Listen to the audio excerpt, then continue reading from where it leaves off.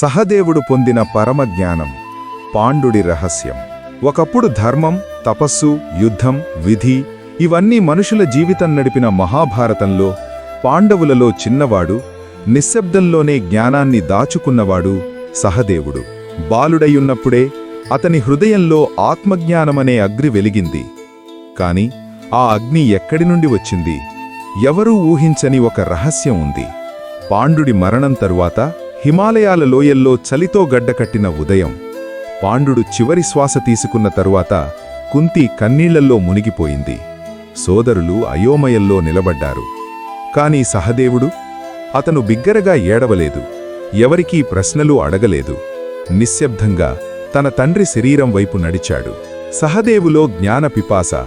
పాండుడి శరీరం దగ్గర కూర్చున్న సహదేవుడు తన చిన్న చేతులను పాండుడి శిరస్సుమే ఉంచి కనులు మూసుకొని ధ్యానంలోకి మునిగిపోయాడు. నీ జీవిత రహస్యాలు నేను తెలుసుకోవాలి నాన్నా అని అతని హృదయం పలికింది. ఆ బాలుడి ప్రార్థన ఆకాశం వరకు వినిపించింది. పాండుడి ఆత్మ ప్రత్యక్షం.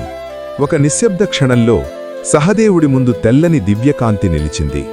ఆ కాంతి రూపమే పాండుడి ఆత్మ. సహదేవా అని ఆ స్వరం మధురంగా వినిపించింది. నిజమైన జ్ఞానం గ్రంథాలలో లేదు, మనసులో దాగి ఉంటుంది.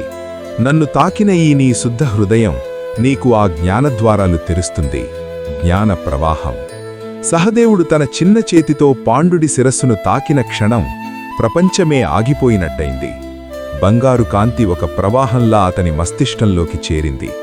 గతం, భవిష్యత్తు, నక్షత్రాల రహస్యాలు, మానవుల విధులు, యుద్ధం, ధర్మం, కాలం అన్నీ ఒక్కసారిగా అతని లోపల వెలిగాయి.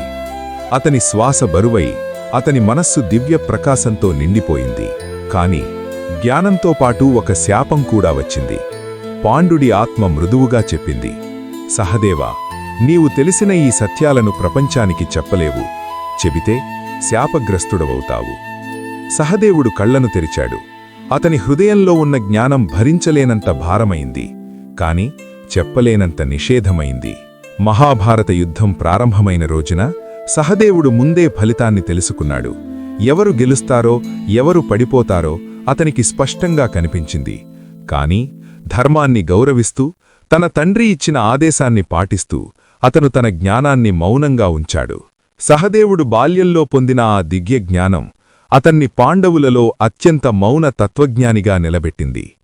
నిజమైన జ్ఞానం శబ్దంలో కాకుండా ఆత్మలో, నిశ్శబ్దంలో వెలుగుతుందని సహదేవుడు ప్రపంచానికి నేర్పిన గొప్ప పాఠం అదే. Please like